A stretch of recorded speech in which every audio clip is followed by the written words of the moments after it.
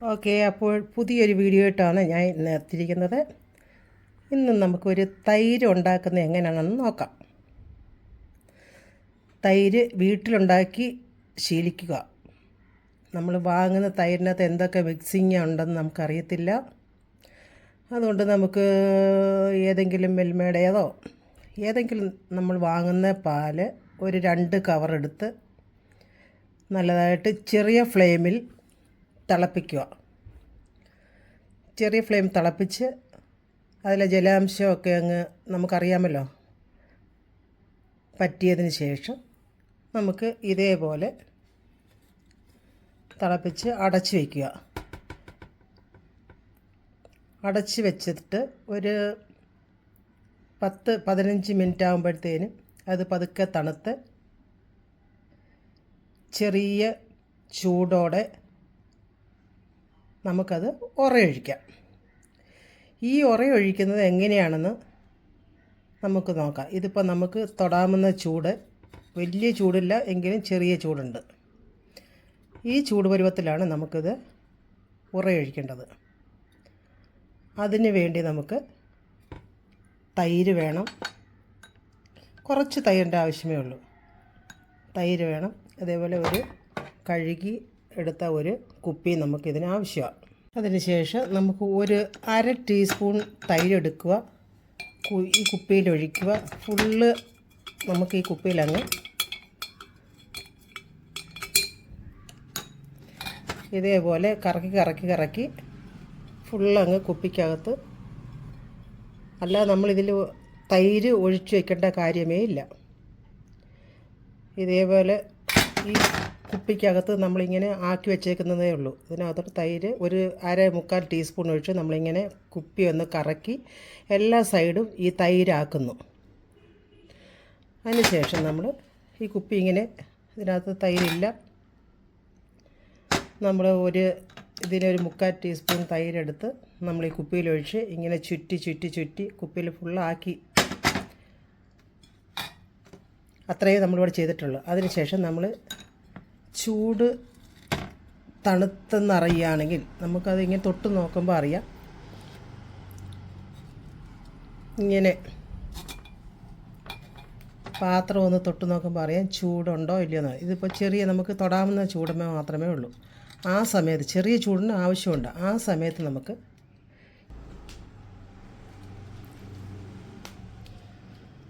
ചെറിയ ചൂടോടെ നമുക്ക് ഈ പാല് ഈ കുപ്പിയിലോട്ട് ഇതുപോലെ ഒഴിക്കാം.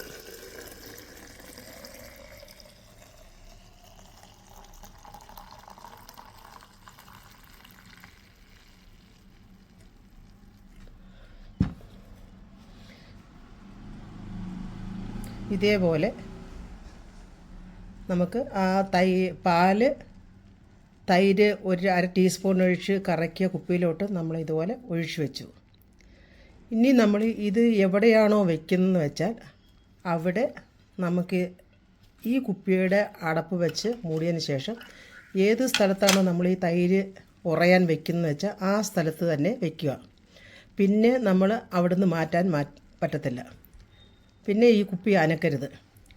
പിന്നെ ഉറയൊഴിച്ച് കഴിഞ്ഞാൽ ഉടനെ എവിടെയാണോ നമ്മളിത് വെക്കുന്നത് വെച്ചാൽ ആ സ്ഥലത്ത് തന്നെ ഇങ്ങനെ ഉറയൊഴിച്ച് വയ്ക്കുക.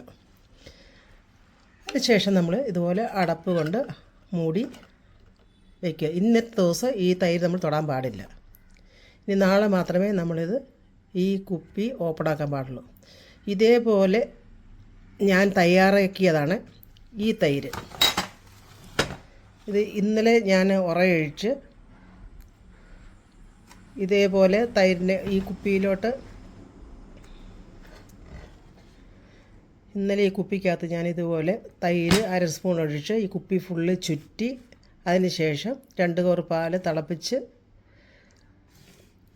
വെച്ച തൈര. ഇന്നിപ്പോൾ തൈരിരിക്കുന്നുണ്ടോ, ഈ കുപ്പിയിൽ നിന്ന് പോകുമേ ഇല്ല. ഇതേപോലെ കട്ടയായിട്ട് നമുക്ക് തൈര് കിട്ടും. ഇതിന് നമുക്ക് കൂടുതൽ തൈരിൻ്റെ ആവശ്യമില്ല. ഒരു 1/2 ടീസ്പൂൺ തൈര് മാത്രമേ ആവശ്യമുള്ളൂ. ഇതേപോലെ ഉറയൊഴിച്ച് വെച്ചേക്കുക നമ്മൾ ഈ കുപ്പിയിലെ പാല്.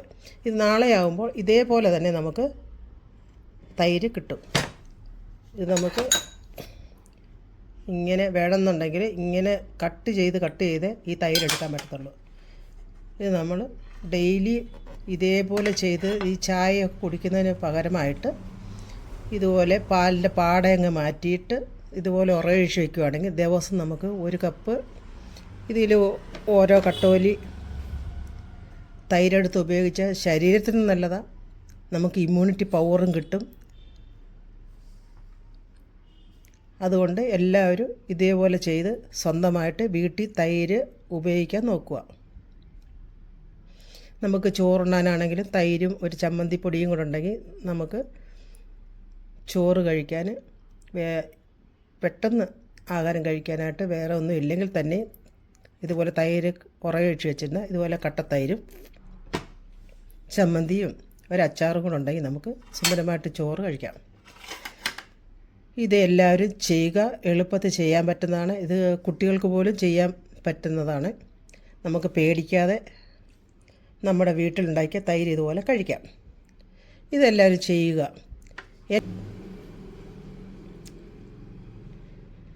എൻ്റെ ഈ വീഡിയോ എല്ലാവർക്കും ഇഷ്ടപ്പെട്ടിട്ടുണ്ടെങ്കിൽ എല്ലാവരും ലൈക്ക് ചെയ്യുക, ഫോളോ ചെയ്യുക, സബ്സ്ക്രൈബ് ചെയ്യുക. അടുത്ത ഒരു വീഡിയോയുമായിട്ട് ഞാൻ ഉടനെ എത്തുന്നതായിരിക്കും. ബൈ.